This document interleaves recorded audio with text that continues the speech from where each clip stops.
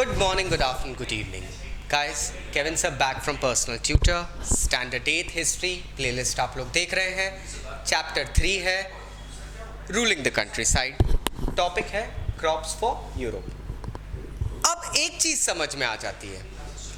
Britishers ने कहीं ना कहीं एक चीज़ रियलाइज कर ली थी कि इंडिया के जो कंट्री साइड है ना, what exactly is countryside? I explain it to all the students. Countryside कहा जाता है हमारे दूर दराज इलाके, गांव, जिसे गांव खेड़े कहा जाता है एक तरीके से. कंट्री साइड के लोग, शहरों से तो उतना रेवेन्यू मिलने नहीं वाला था. कंट्री, क्योंकि शहरों में मैन पावर था ना, स्किल्ड लेबर, जो कि ऑफिशियल्स और क्लरिकल जॉब्स के लिए काम आ जाता. लेकिन कंट्री साइड से क्या आप कमा पा रहे थे? रेवेन्यू. आप टैक्सेशन वाली पॉलिसी लगा रहे थे. बहुत जल्दी ब्रिटिशर्स ने ये भी रियलाइज कर लिया कि कंट्री साइड सिर्फ और सिर्फ रेवेन्यू नहीं कमा के दे सकता है. कंट्री साइड पे हम हमारी मर्जी के क्रॉप्स भी उगा सकते हैं, जिन क्रॉप्स को हम बाद में इंपोर्ट कर सकते हैं ब्रिटिश फैक्ट्रीज के लिए और ब्रिटिश कंज्यूमर के कंजम्पशन के लिए. इसको ऐसे समझो. देखो, कंट्री साइड में किसान से ईस्ट इंडिया कंपनी लेती थी टैक्सेस. धीरे धीरे ईस्ट इंडिया कंपनी को ये समझ में आया कि किसान करता क्या है, किसानी. वो क्रॉप उगाता है, उस क्रॉप को बेचता है, हमें टैक्स देता है.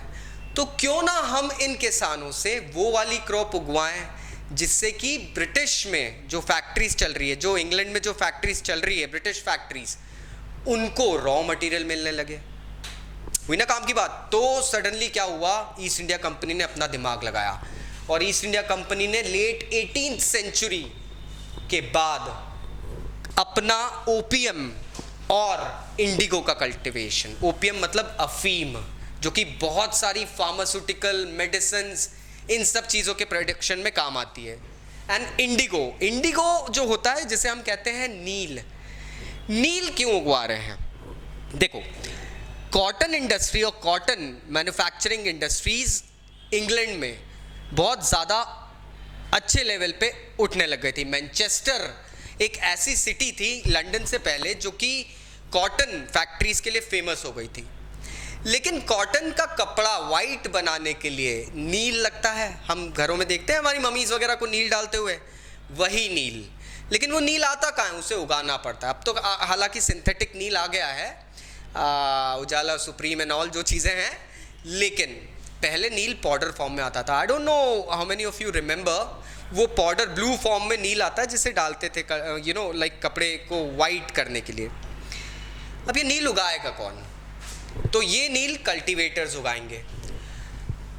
ईस्ट इंडिया कंपनी के नुमाइंदों ने धीरे धीरे इस चीज़ को ऐसे प्रमोट करना शुरू करा कि बाय फोर्स और परसुएशन, या मैं कहूँगा बाय परसुएशन, भाई पहले पटाके, या बाय फोर्स, बिल्कुल हावी होके, ये इंडिया के अलग अलग पार्ट्स में जितने भी कल्टीवेटर्स थे उनको अपनी पसंद के क्रॉप उगाने के लिए प्रमोट करने लगे कि भैया अब तुम ये उगाओ. एग्जाम्पल वाइज देखें तो बंगाल में जूट,